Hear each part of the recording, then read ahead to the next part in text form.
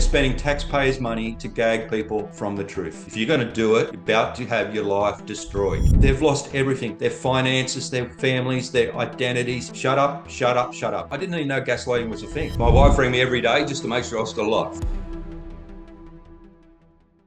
So today's guest is Mark Powell. Mark, it's an honour to have you here. Thank you so very much for joining us. And what I'd love to do to start with is if you could just introduce yourself, who you are, what you do, all those pertinent bits of information that we need to know. Yeah, hi, I'm Mark Powell. I suppose, the structure of today is that I'm a whistleblower, a truth teller. I was a member of the New South Wales TAFE committees and organisations that were campaigning to try and preserve TAFE for the good of everyone. I got very, very involved in that. So I was a TAFE teacher for commercial cookery. So I'm a chef. My background is actually chefing. Then I got into TAFE teaching. I was a TAFE teacher for 15 years for New South Wales TAFE. In 2018, after seeing systemic corruption and bullying and harassment and intimidation across the state, I finally spoke out. At the time, I was working pretty closely with the managing director, John Black. He took me into the fold and we were doing some really good work. But after John exited, my life changed. I'm a husband with two lovely children. So I did have a little bit to lose when it came to losing my job, but we'll get to that in a minute. Yeah, so I was a TAFE teacher for 15 years. Spent a lot of time working with the New South Wales Teachers Federation. I sat on every committee in the state. I was on the executive. Negotiated with ministers and managing directors, and I really thought I was doing some great work for the students during the years from 2011 to 2023. So I first walked onto a TAFE campus when I was 15. I left Cessnock High, so I didn't finish high school. Once I became a TAFE teacher, they sent me to university. So in my 40s, I actually got a university qualification, and I'm very, very proud of that. I started TAFE teaching in 2005. It was a real, real passion for me. Then my world changed. Didn't even know that mobbing and gaslighting and all that kind of stuff existed, but that's kind of what I was under from a daily basis. CEOs from across the state all of a sudden were setting up offices inside the building just to try and put a stop to what I was trying to expose. I couldn't leave my office without being mobbed by the same people that I complained about. The bullying and the intimidation, the micromanaging really, really started. And I kind of survived it for about 4 months. We did find out that there was corruption did take place. There was an investigation done by Workplace Dynamic, which was a lawyer's firm, and they actually did find a low level of corruption. So nothing to see here really. But the whistleblower, like I said, from the 13th of March, I then spent 344 days on suspension. So on full pay. So New South Wales taxpayers were funding my suspension. So that went on to February of 2020. And I received a phone call from Sydney with an offer. Everything the TAFE's asked me not to expose, I've actually put up on my LinkedIn page. So if you are interested, it's all up there for the world to see. I have not shied away from the fight. I have tried to let people know that this is what happened. So I took an offer, and after 344 days of suspension, I was a bit broken. The toll that had taken on my family and my friends, I decided to tap out. I went to the New South Wales Country Conference in July. As I was sitting down having my lunch with Janelle Saffron, the Honourable Janelle Saffron, the member for Lismore, Janelle was listening to me, and then she got up and walked away. She came back, she said, "You're going to speak to conference today." Just about everyone from state parliament was there. And I was the last speaker of the day. And I told my story. I told about the impact on my family, and that, if I kept my mouth shut, I would have earned basically $1.5 million before retirement. That was the teacher's wage that I would have achieved before retirement. And I spoke about the impact of on my family and my friends. I spoke about the support that I've received. It was very emotional. And when I looked up, everyone in the room was standing and clapping. Then the Newcastle Morning Herald, a woman by the name of Helen Gregory, wrote an article, talked about me as being the disclosure. It really didn't mention my name, because at that time I still had a deed of release. I still have to this day. TAFE responded. I think it was a 23-page letter explaining what they would do to me if I did speak up. They would take everything off me. There has been some hiccups. I have to decide whether I'm going to move on. And I wrote the questions for budget estimates. I'm very, very proud that I did that from 2020 to 2023. And during that time, we found out there was 8 people like me. who've been suspended on full pay to the tune of $280,000 of taxpayers' money. I know mine is the longest suspension in TAFE history because it would have cost them over $100,000 to keep me on the beach for a year. And yeah, I did walk the beach every day. I did go to the gym. I did everything that everyone said you should do to keep your head straight. My wife rang me. Get a bit emotional when I talk about this. My wife rang me every day just to make sure I was still alive, which is, yeah, it's still cutting to this day. During that time, we also found out that it was 5,000 university-trained, educated experts, teachers that were sacked by the LNP during that time.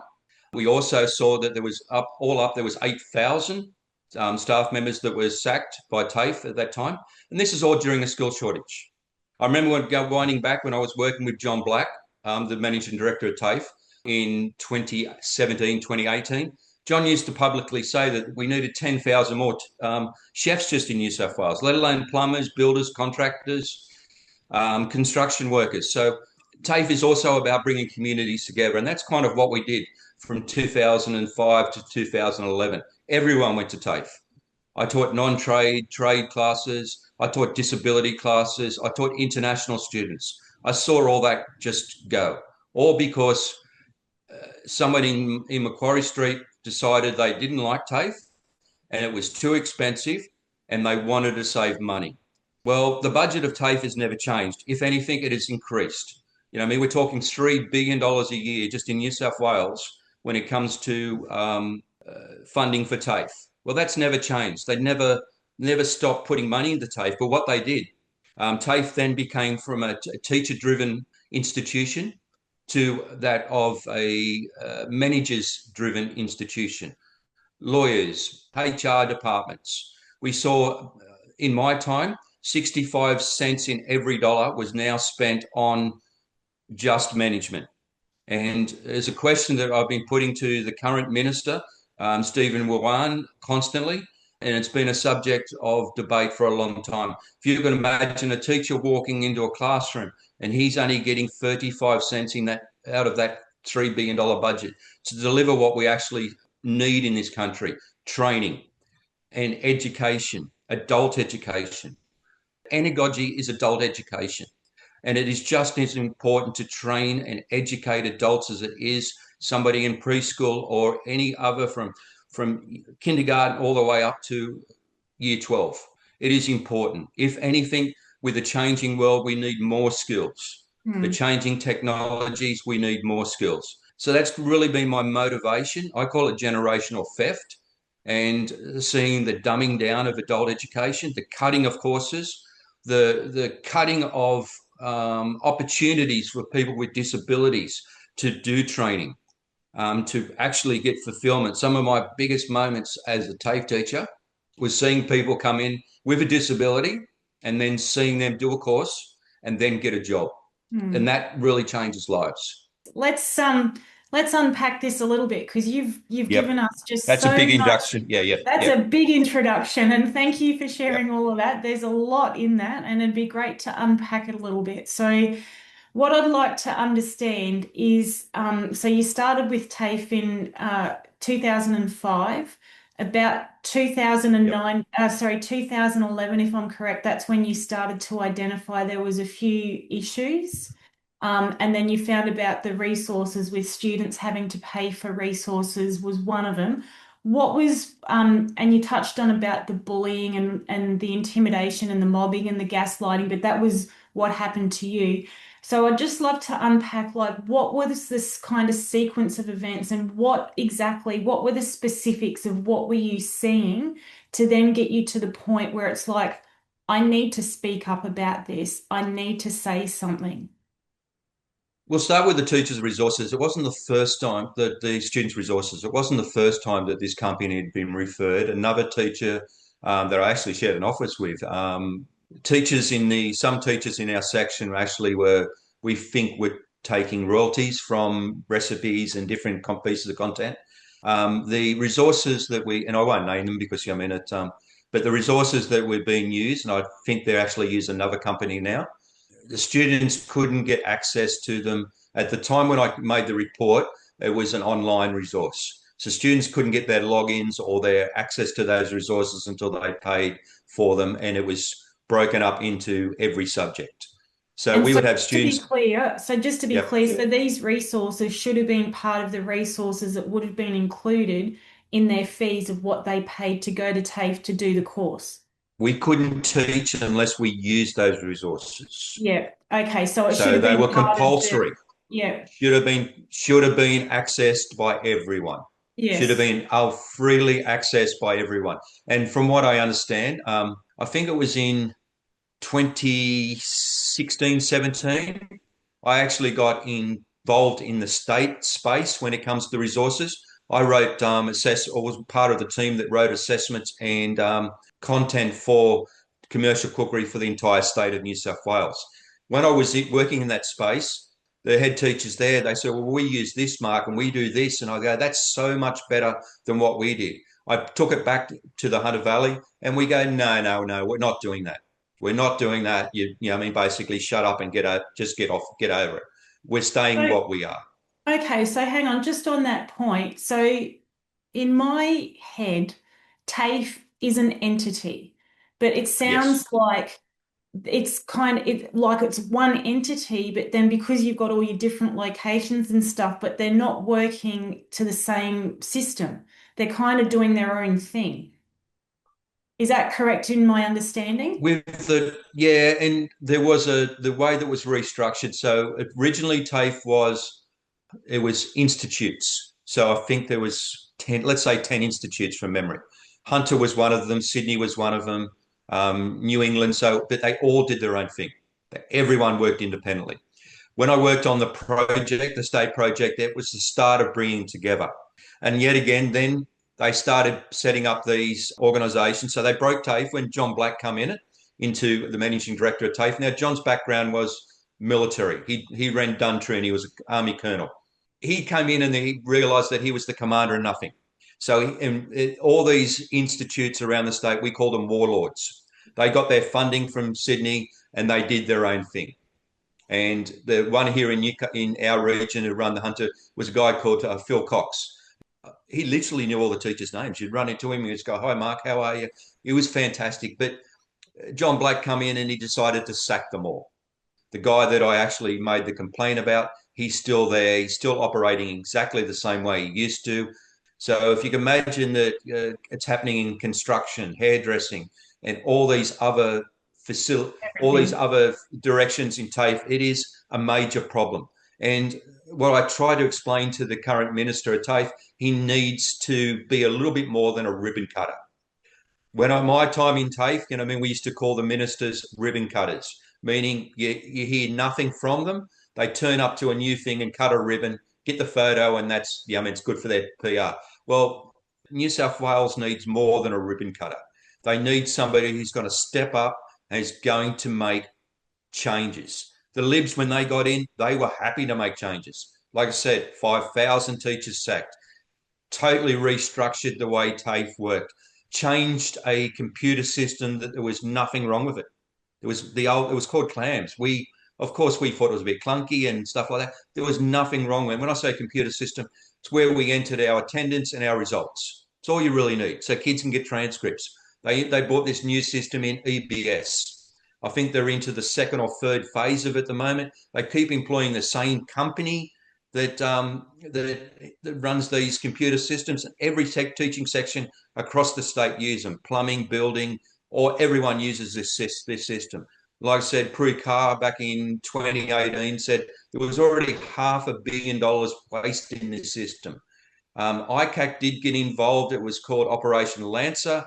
There was some TAFE employees had been found guilty of, I think it was $200,000 had turned up in their wife's bank accounts because they decided to stay with a particular IT. So ICAC has been involved in some of these corruption with TAFE. When I first reported the corruption, I thought ICAC would jump onto it because I thought what I was reporting would be a given that ICAC would jump into it. I got ICAC involved, I think, twice. In November of 2023, I went to Parliament House. I did get a standing ovation from the government, which was nice and warm and fuzzy, but doesn't really mean anything for it. The minister then wrote to ICAC and said, you better investigate what Mark's looking at. Yet again, nothing happened of it. So on that point, so exactly what is it that you reported that you wanted them to investigate? Somebody using public funds to run TAFE classes, which they should have been teaching, was one of them. The student resources, the why is a third party company being paid to provide resources for students, which they should already be provided for. The whole resources actually started at Hamilton. It was written by TAFE teachers. The whole program was started by TAFE teachers. Then they had to step away from TAFE because they got reported to ICAC that they can't be TAFE teachers and be profiting from students. You've touched on some of the outcomes after that, but just so it's clear in everyone's heads what that actually is, what was the situation? So it was the teachers not teaching, and the manipulation of timesheets, wage theft. So casual teachers were basically being told not to record their wages correctly. It was part of the thing that was proven, right? They had to somehow pick up the shortfall for the head teacher that wasn't teaching. And that went on for 15 years. 15 years he did not teach. I did not see that. 15 years, they were supposed to teach 10 hours a week. I did not see that gentleman teach once in 15 years. And I'd go to Sydney and talk to other head teachers. And they go, of course I do my 10 hours. It'd be fraud from not to do it. So that was one thing. We also, the outside provider of the resources, I was personally asked to do 2 hours of work per week for their administration. And that was one of the things I reported, that as a public servant, I should not be doing work for somebody who is not TAFE. So that was one of the things. So there was really just the three things. Wage theft was kind of the biggest thing. I mean, one of my questions from New South Wales budget estimates, that TAFE had repaid $4.9 million in back wages, they called it. But back wages means that people hadn't been paid properly. So technically that's wage theft, but they never used that word. So the warm and fuzzy thing is that, yes, students did get access to the resources eventually because they were entitled to them. And teachers then were getting paid properly. And the teachers that were owed money that hadn't been paid properly were reimbursed. So I remember taking a phone call from the union one day saying, Mark, I've just had the Sydney Morning Herald on the phone chasing a story on wage theft and it's coming from you. You need to shut up because we're trying to get back pay for a guy who's got $200,000 owing. So that came from the head of the union. Okay, so we've got wage theft, we've got resources issues, and fraud when it comes to timesheets. So you reported this through the whistleblower line, I would imagine. I followed the procedure. So at the time, the head of HR was a woman called Donna Wilcox. I was working quite close with her because John Black introduced me to her, and she was basically, at the time when I had the confidence of the managing director, we worked very closely. So Donna was the person who instructed me, Mark, this is what you need to do. I was at a meeting. We used to have these things called regional advisory meetings where union would sit on one side of the table, TAFE bosses on the other side. And a woman called Susie George, who was the CEO of North at the time. I spoke to her about it and explained to her, I would rather have this conversation with you and you fix it other than going down the avenue of whistleblowing, right? So I tried to fix it internally. The only thing there that it backfired on me because these people then weaponized it. I had a private investigator put on me, a guy called Bill Jardine, was employed by TAFE to basically investigate me. Private investigators investigating a work. At the time, remember the time I was still a classroom teacher. About a couple of months after I finally signed my deed of release, Jeff Lee rang me, the Minister of TAFE at the time for the Libs, rang me and I said, why are you ringing the guy you've just spent $500,000 to get rid of? That was diabolical.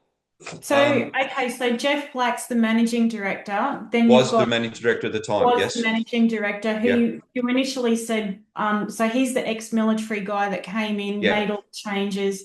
And then he appointed, sorry, Susie, was it, as Susie George was HR? appointed. Yep, she started off at HR and then Yeah. ended up running the North. And during my 344 days of suspension, I was always told that it was Susie that would not budge. So you reported it to Yep, Susie, nothing yep, happened. nothing So then happened. what was the next step from I'd there? sat down at my computer and handwrote the document and scanned it and sent it to the people within TAFE that handled the public interest disclosures. And then a few months later, I was contacted by a company called Workplace Dynamic. It was an investigator, a law firm, and then I was questioned at length and made a statement. Once I had made that statement, students' work was disappearing off my desk. This is where the gaslight, I didn't even know gaslighting was a thing. I would go to class with students' work, and students would come to me and goes, Mark, my paperwork's not in the pile. I go, well, that's impossible because I take it from my class and I take it back to my office. I never take paperwork home. Never did. My drawers were getting rifled on a regular basis. Then two USBs went missing out of my desk. One of them was a union USB. I did report it. I was given the opportunity to bring the police in then, but of course I didn't think it was a problem. So, So you were working, you'd yep, reported it, yep. then it was a few months later, then lawyers get involved, and these were lawyers acting for TAFE, I imagine. Yeah, and in March of 2019 is when I opened an email and realised that I was now under investigation by the complaints by the same people that I reported. And then when I opened and Googled the law firm that I was being investigated, I'm a classroom teacher. I just Googled that I'm being investigated by the biggest law firm in Australia, Milton Ellison.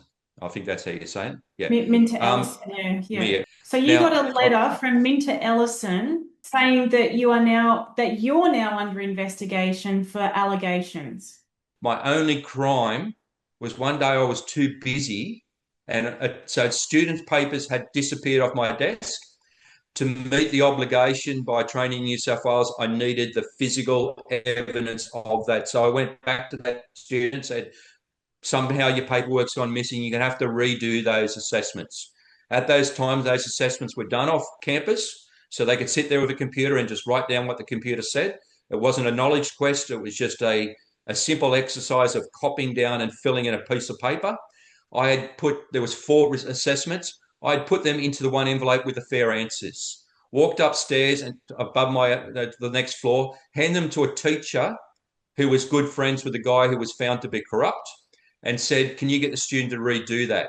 He threw them on the bottom, and I said, mate, the fair answers are in there. They need to go into your roll book, which was protocol. And he said, no worries, I'll fix it up later.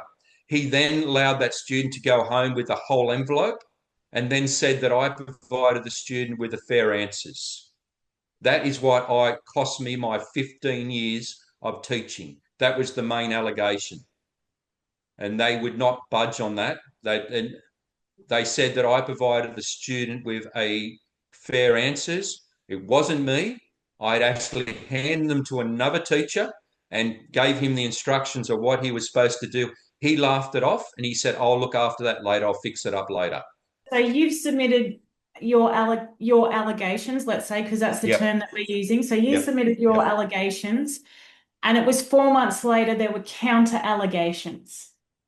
That's right. 4 months. So during that 4 months, I was still You teaching. were still I was working, you still, were still they there. knew all about this. So it was November of 2018 when apparently they got together. So when I say they got together, there was a meeting in an office, and I was working with the New South Wales Ombudsman on this subject. November just gone. It was nearly 7 years since the incident, where there was actually in a statement by TAFE that one day there was a meeting with all the corrupt teachers, the CEO, and the teacher that was there said, I've got what you need on Mark because he gave his students fair answers. Where I didn't. They had colluded in an office one day, and the whole meeting was in that office was, what can we do to get rid of Mark Powell? How can we break him? What do we need? And then they started putting it together. And like I said, there was head teachers that weren't even supposed to be on my floor, were at my door in my office constantly, constantly. the person who the allegations was, he went off on leave and he put somebody else in charge who was kind of involved in the whole situation too. And they micromanaged me, they mobbed me, they did I could not move in the building without these people following me around. And like I said, all I wanted to do was teach. Now, I always say I dropped the ball because I didn't know what mobbing and gaslighting was. But at the time, with my union involvement, I was, and Jihad Dib would say this, because he was the shadow minister for TAFE at the time, leading up to the 29 election, they were putting together a deal with the funding deal that the Federation would agree on was $2 billion for schools. So I took my eye off the TAFE ball and was working on an education problem because I was the glue holding the Labor Party and the Teachers Federation together. The day that G had announced the $2 billion incentive that leading up to the 29 election, he rang me on a Sunday to thank me for what I did. So I did have too many balls in the air. And that's kind of one thing that really, I go, well, that's what I kind of did at the time. I used it was just a matter of calling people and going, look, you need to talk to somebody. We can't walk away from the table. It's too important. So, and that's kind of why G had really helped me because he knew that I was a good, genuine man. And I was just wrongly done by it. But yeah, it's sometimes it's hard to swallow. I was with Prue Carr, the current, like I said, now Prue's the deputy premier and the education minister. And I said to Prue, I said I never expected a pat on the back for all the work I did and all the thousands of hours that I spent on trains and living in hotels in Sydney doing all the union work that I did. I said, but I didn't expect to be knifed in the back by my own party of 29 years with a lifetime ban. Now, the lifetime ban means I can't walk onto a TAFE premises. I can't apply to work for TAFE. I can't do a TAFE course, not even online. So let's unpack that because I just want to go through the timing as to Yep. how it's Yeah. all Yeah. unfolded. That's all. So let's just do it piece by piece, just so we're clear for our listeners as well. Because there's a lot of information. So I just want to make sure it's clear in people's heads so that there's not some confusion. Yeah. That's all. Yeah. Right, so you've submitted your allegation, they've done a counter allegation, you're still there working. So at what point after the counter allegation where you got that letter from Minter Ellison were you then suspended and how did that come about? So I just opened an email and that was the end of it. Who did that come from? That come from Susie George, Right, so the the one who you CEO, the initially CEO of the North. reported it to. Let's keep on with that. So then you got an email from Susie Yep. for Susie to say that this is last email, you're now on special leave. So what happened? So then that was effectively like, don't come to work, is what that kind of means. You're on Yep. special leave. Yep. So when you were then went and you're on, you're at home, like, are you kind of having moments like where you feel like, and I can speak from my own experience, I am also a whistleblower as well, where you feel like you're the criminal. So, to me, it was kind of like when I spoke up and then I got a similar email. I was actually at work. I got an email from and it was reported to an external whistleblower thing. It then came back via the internal legal counsel. And I got an email from internal legal counsel who then sent me an email to say, you now need to leave work effective immediately and you are not to speak to anyone internally or externally about why you have left work and you are on full pay until further notice while the investigation is being undertaken. And when that first happened, like I went home and went, hang on, I've just started on this project, and I've done nothing wrong. If anything, I've done the right thing because I've reported something that's wrong. So I know what I was dealing with at that time when I first went out, and I'd love to hear, like, I know you said it went for 344 days, but when you first went out on special leave, what was kind of going through your head? All through this process, it was all about truth and honesty that I consider myself an honest man. I didn't tell my wife for a month. She'd go off. She's a teacher. She went off. She saw me. I'd get on, put on my uniform. I'd go to the gym. The gym was my park bench for a month. I thought that this is a problem today. The union will fix it. This can't be true. Can't be true. So I have to say that. And I mean, my wife, like I said, 100% behind me, has stood by me through everything. She sometimes she said, "You blew our world up," but that's kind of what I did. The day that I actually did resign, I told my daughter, and she was an adult at the time. She cried. You know what I mean? So the impact it has on whistleblowers, people out there should know if you're going to do it, you're about to have your life destroyed. So once my wife did know, and I really started getting active about let's fight this. I needed access to my old emails and my paper trail that I've been building up. So TAFE used to allow me to come onto premises. My original office, I was only allowed to access after 5 o'clock with security with me. The day that I packed my office up, I asked my security guard to go get me 2 bins, and everything on my desk just went into the bin. I threw away every badge. You know what I mean? I had about 10 different badges. All my everything just went into the bin. My whole teaching career went into the bin. Yeah, we're made to feel like criminals. With that, and thank you for sharing that, Mark, because I do know how that feels, and so I can absolutely Yeah, sympathize with you in that regards. So with that, after that point, I mean, 344 days is almost a year. Like that's just ridiculous. yeah. Did It's Was anyone like checking in with you? I mean, I appreciate you had your wife, but you also mentioned before that you had a work cover claim happening at the all same right. time. Yeah, yeah. Okay. So it was with Allianz was the underwriter. I remember taking a phone call from Allianz, and up until that stage, I was seeing a counsellor and trying to get the support that I needed. Allianz rang me one day and said, acting on information from New South Wales TAFE, we're closing your file. You have no access to any work cover at all. So I was cut off from all that kind of stuff. TAFE did that. They cut me off with everything. Only about a month later, I was in a pub, and I was actually the first time in a long time that I was actually just a mate was playing the blues. I was actually starting to feel like a human again. I took a phone call from an unknown caller. And the only reason I answered it is because I'd spoken to the minister's office a couple of days before from an unknown caller, right? Now, it mightn't mean much, but you might understand being a whistleblower, taking phone calls from unknown caller is PTSD. It just really, you don't know what's happening. So Yeah. anyway, so the conversation went, it was a member of the New South Wales Police saying that he'd been instructed by TAFE New South Wales that I was engaged in criminal behaviour by making posts on LinkedIn. That's what and I immediately shut him down. I did swear at him and told him that he was intimidating a New South Wales Independent Commission Against Corruption witness and disclosure person. He goes, Mark, you got to listen to me. I said, no, mate, you got to listen to me. Rethink what you are doing. On the Monday, I sent an email to TAFE and said, look, somebody from the New South Wales Police Force contacted me on Saturday. I think he said his name was Roger Rogerson. Anyway, nothing ever come of it. There's no record of that call. There's no evidence that I was ever contacted. And then when I reached out to ICAC and said that I'd been intimidated by TAFE while they were under investigation by ICAC, well, it wasn't long after that ICAC just dropped the whole case again. Let's just touch on this deed of release Yep, because this is some parts that people aren't aware of because there was yep, obviously things that used to be NDAs, of course, especially yeah, where there yep, was a settlement payment.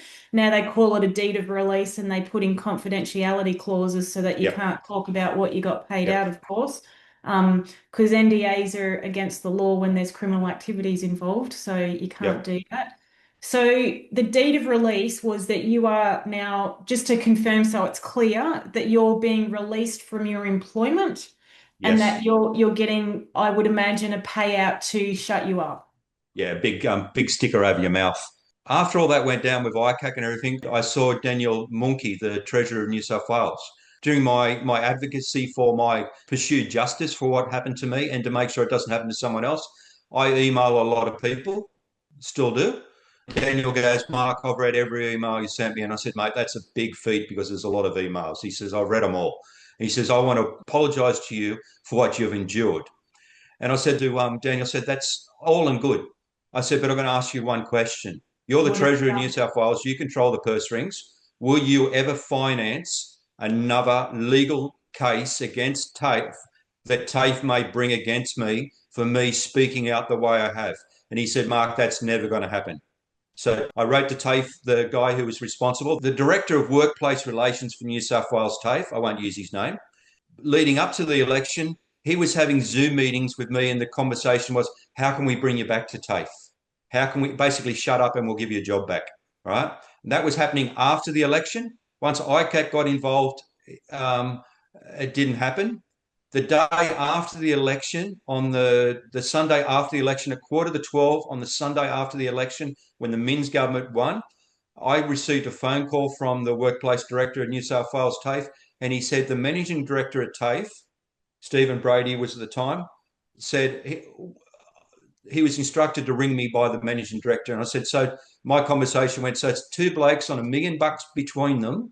Their first thing to do on a Sunday after the change of government is to ring a whistleblower that they're basically told to shut up, who won't shut up. And And he so goes, what were yeah, they so calling you for? What was it? to What was tell me to that? shut up, To tell me to shut shut up. up, shut up, shut up, shut up, shut up. So, like I said, so after the conversation with Daniel Monkey, the treasurer who controls the purse strings, all legal. I mean, they've got to be paid for, and they're worth millions of dollars. The bigger case against me would be $1 million. Um, it would run for a long time. And I said to Daniel, so that's not going to happen. He goes, Mark, it's never going to happen again. He says, and he apologized for what I endured. And I said, so I wrote to the director of TAFE and the current managing director of TAFE, said, Daniel Monkey said, if you guys want to come after me again, you better have deep pockets because it's coming out of your personal. You guys got to fund it yourselves. You're not, the taxpayers aren't going to fund this.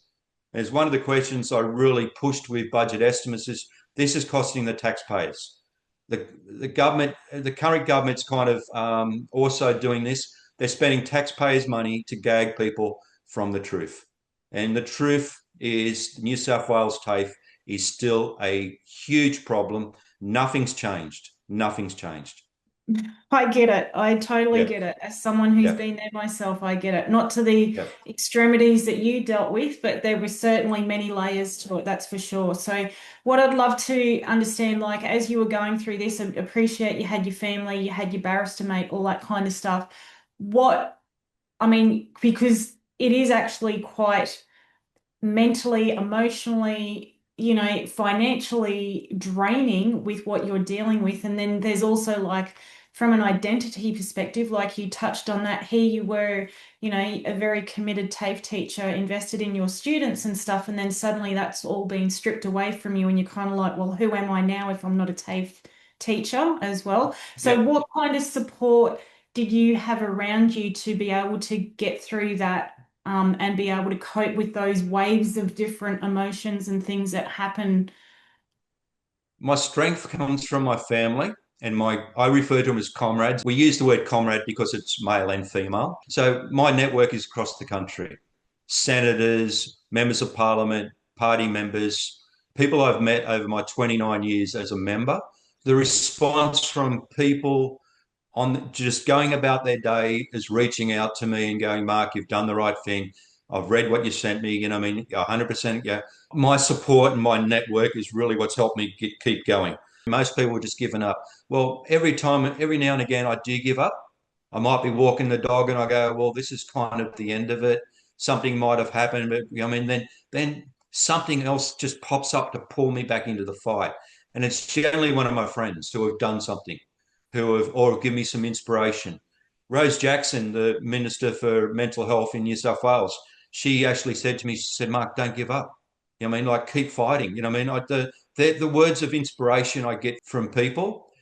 My family, as we know, would be, they are the strongest to be. Mm, Because, I mean, mm, my wife saw me go from being a chef and I was injured. So that's why I became a teacher. I was getting too old to work 80 hours a week. This was paradise. I was a TAFE teacher and I loved it.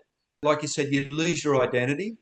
I remember sending a message to Sally McManus that said, I'm no longer a unionist and I'm no longer a teacher. I said, it's going to take me a while to work out who I am.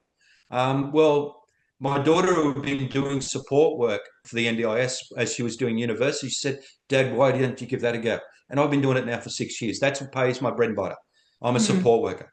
It gives me an opportunity, plenty of free time to indulge in my activism and my helping people. the network of whistleblowers, and you, as you know, we're growing in strength.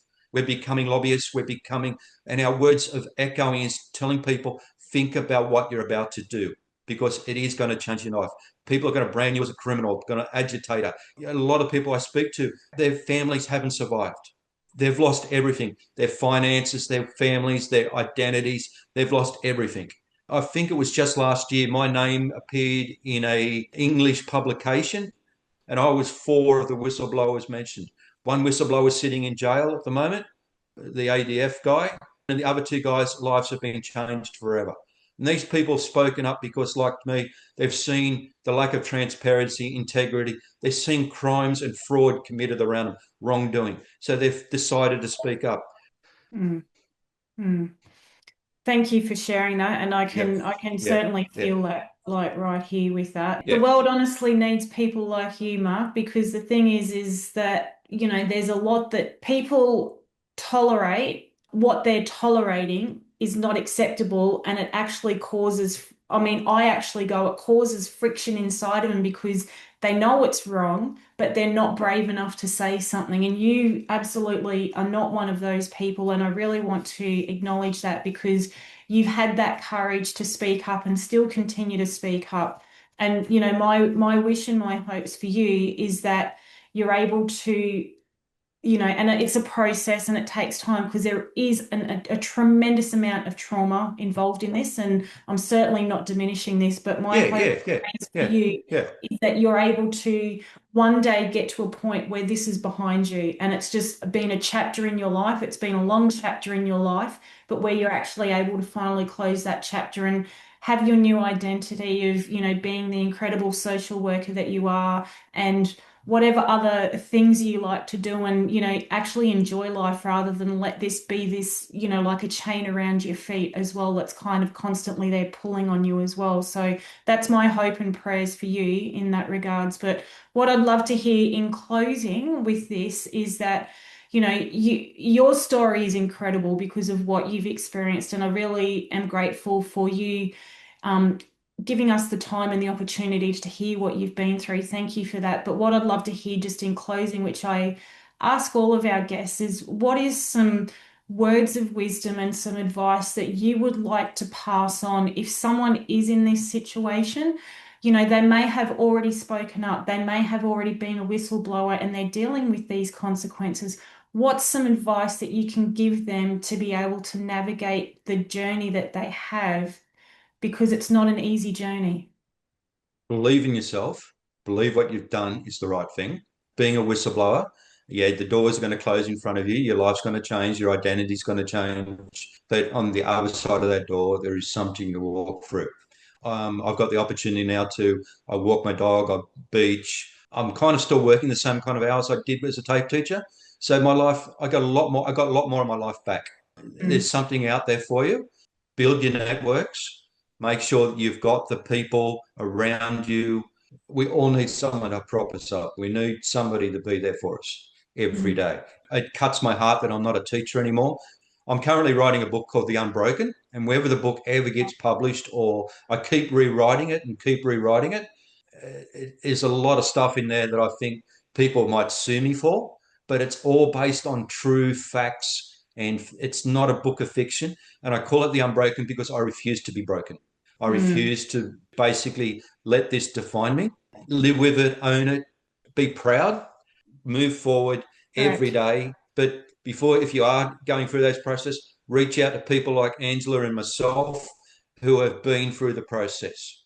And we can give you that knowledge. My LinkedIn, I'm up to about 11,000 followers at the moment, but my messages are flooded by people from around the world, all around the world, of people who are in the same situation.